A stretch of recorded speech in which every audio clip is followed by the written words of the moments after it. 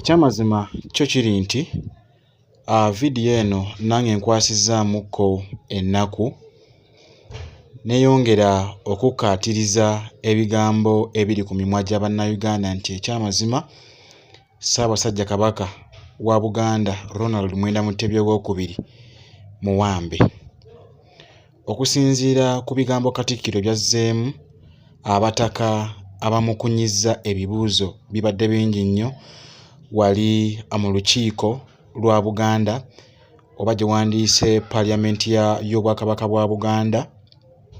Ebigambo ebyo ngenda kuba nga mbikutuusaako. Omutaka omu bw'ayimiridde n'asaba Katikkiro balabe ku mpologoma ya Buganda kubanga ebibuuzo byo balina bingi nnyo okuviira ddala mu bantu be bakiikirira mu masaza ga Buganda ag'enjawulo. Wabula ne Katikkiro alina by'amuzzeemu ng'aseka obuseko bwe obwa bulijjo.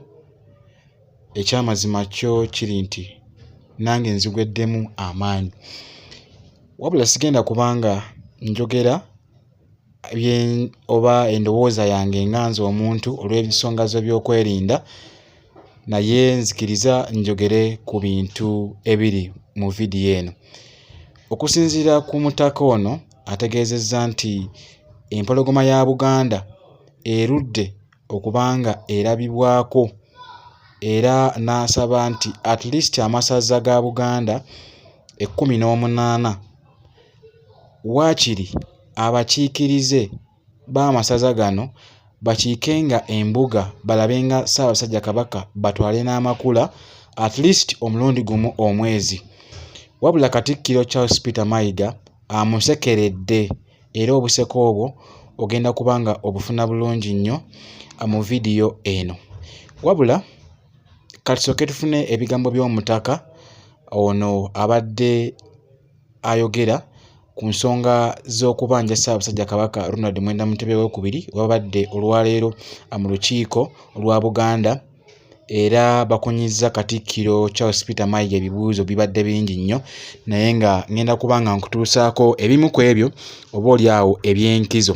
Wabula nga sinaba kubanga nkuwa akatambi k'omutaka ono gw'omupya nsabye okwate ku kigambo subscribe osubscribinge, okwate ne ku kade ako osobole okubanga oteekamu all ofune notification buli tuba tutaddeyo obubaka wano ku mukutu ogwa Babi Television Uganda. Katufune obubaka oba message y'omutaka ono ng'abanja Ssaabasajja Kabaka wabula Katikkiro n'amusekerera obuseko obukudaaze. Katubifune n'oluvannyuma ngenda kubanga nkomawo tweyongereyo. Olukiiko luno luliwo mu nnono era lwatondebwawo okuyamba Katikkiro ne Kabaka okuddukanya Obuganda. Tulina ebibuuzo bingi ng'abakiise bye batubuuza, naye Katikkiro bw'avaayo n'atuwa amawulire ago aba alina engeri gy'atuyambye okuddamu ebibuuzo ebyo. Naye njagala okuva waggulu nga nteesa bwe nti okuyambako Katikkiro n'abakungu ba Kabaka naffe okuwona ebibuuzo ebimu ebitubuuzibwa nga tuli gye tuwangaalira.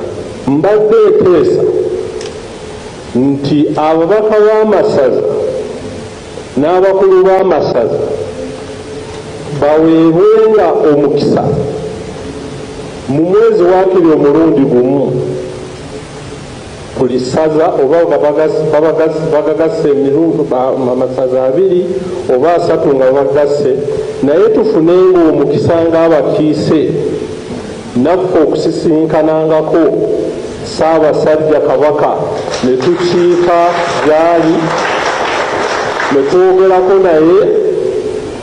Bwe tuba nga tuzzeeyo gye tuli tuba tuyambako Katikkiro okuba nti tugamba abantu nti ye naffe Ssaabasajja Kabaka twakoze ki, twamulabyeko gy'ali ateredde ntende. Okwo kwe kusaba kwange naffe ng'abakiise ndowooza nti tulina ennyonta y'okusisinkananga Ssaabasajja Kabaka oba olyawo n'amakula ne tugaleetanga buli lwe tumusisinkananga. Kwe kusaba kwange ssebo Sipiika. Ebyo nno bye bibadde ebigambo by'omutaka era asabye abasisinkanenga Ssaabasajja Kabaka Ronald Mwenda Mutebi II at least omwezi gumu rather omulundi gumu mu mwezi wabula Katikkiro kyagaanye.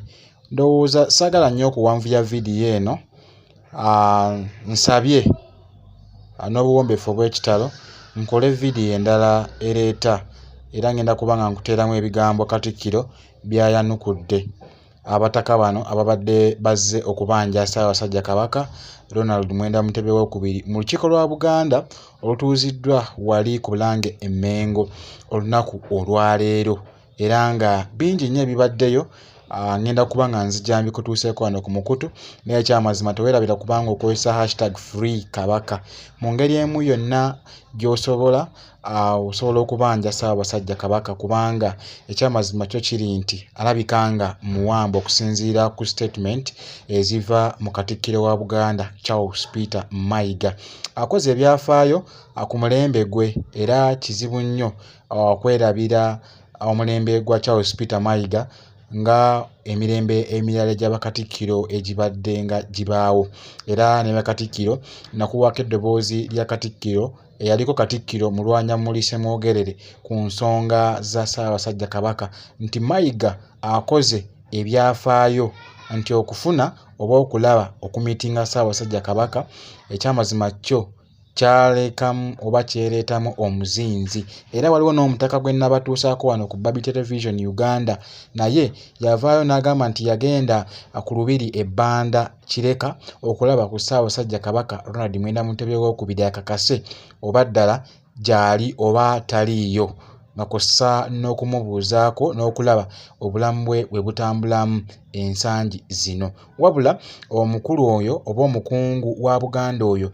yatutegeeza nti baamugaana okuyingira mu lubiri lwa Beene, era ng'ensonga gye baamugamba amagye gaamutegeeza nga bw'alina okujja ewa Charles Peter Mayiga n'afuna permission oba olukusa olumukkiriza okubanga alaba Ssaabasajja Kabaka Ronald Mwenda Mutebi II. Ndowooza mulaba engeri abantu bano oba Charles Peter Mayiga gye yeeyisaamu wabavaayo abataka ba Buganda okwagala okulaba ku Ssaabasajja Kabaka Ronald Mwenda Mutebi II.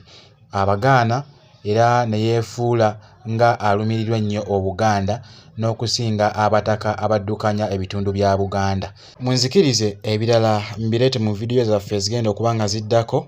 Atakuumira mpeera abankuumire wabula gompya atanaba kuba nga osubscribinga kikole, akwata ku kigambo subscribe osubscribinge, okwate ne ku kide ekyo okuteekemu all osobola okuba nga ofuna notification buli we tuba tutaddeyo obubaka oba amawulire wano ku Baby Television Uganda. Ffe tweyama okuba nga tugakutuusaako mu mbeera yonna. Musibe bulungi, tusingane mu vidiyo zaffe ezinaba ziddako.